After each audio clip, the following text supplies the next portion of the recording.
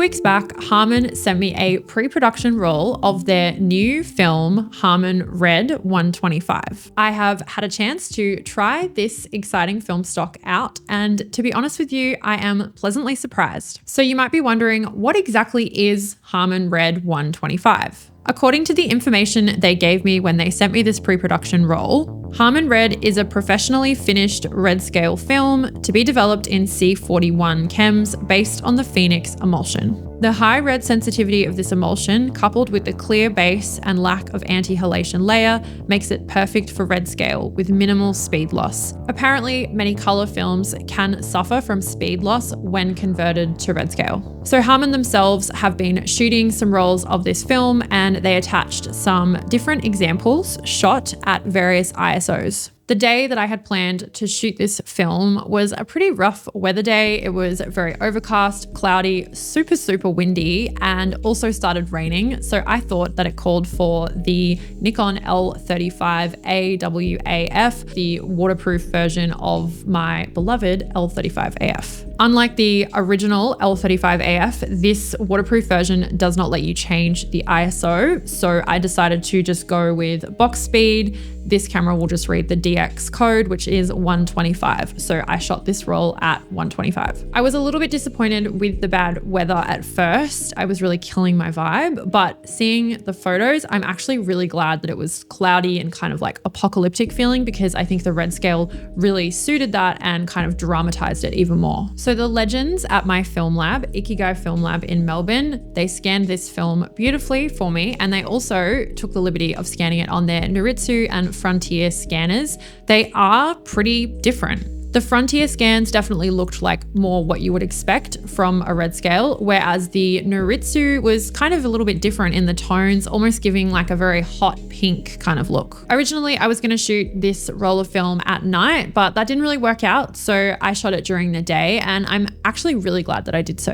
I photographed in a slightly different style to how I normally would, and if you're a regular viewer of the channel, you might be noticing this when you're seeing these photos come up. We went to a spot that's really beautiful here on the Gold Coast.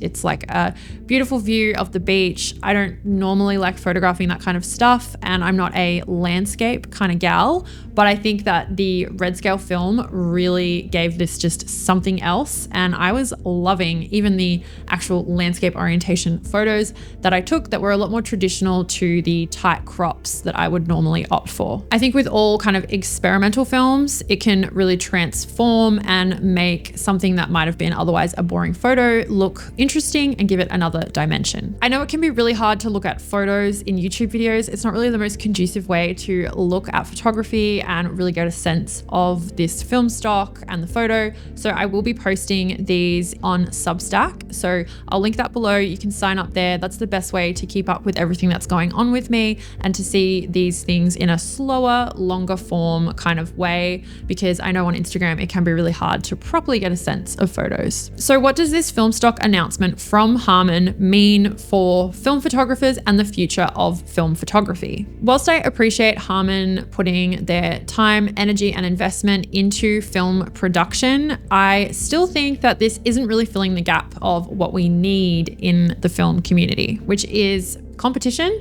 and also a reliable, consistent, just regular C41 color film. But in saying that, Harman did release Phoenix, which was very exciting, and perhaps they are going to use the profit from this red scale film and put that back into developing more new color films or improving on Phoenix. I'm sure that they have the interests of photographers at heart, considering they have been in the game for a long time, producing the Ilford black and white films. And seeing Phoenix was really exciting because it's the first shred of anything coming out where we have some kind of alternative to Kodak. So what place does red scale film have in your repertoire as a film photographer? Whilst I don't shoot as many experimental films as I used to, I think that they are really great for having fun, because we can all get a little bit too serious sometimes with our film photography. Also, I think it could be a great thing to play around with for a project. So if you really leaned into shooting any experimental film, but definitely red scale, you could build up a really cool, like personal project with a really distinct, unique style. As someone who has spent the last year pretty much shooting just standard films from what's left of Fuji and Kodak, and a lot of commercial work that has to look consistent, I actually really enjoyed shooting this not knowing what I was going to get, because when I was taking the photos, I was trying to think, how will this look when it's red scale? And when I saw the photos, it was so surprising and interesting, and it really sparked my curiosity and kind of just want to be creative in that way again. So I think experimental films like Lomo Purple and Turquoise, all those kind of like weird, wacky films, sometimes get a bit of a bad rap, but I think they're really great. Even if you just shot one roll, a year of them, just to like totally get outside your comfort zone and do something completely different. Is it turquoise? Turquoise, yeah. Turquoise. What is it? Turquoise. Turquoise. Turquoise. Lomo Turquoise. That's how we say it here in Australia. Okay, that can be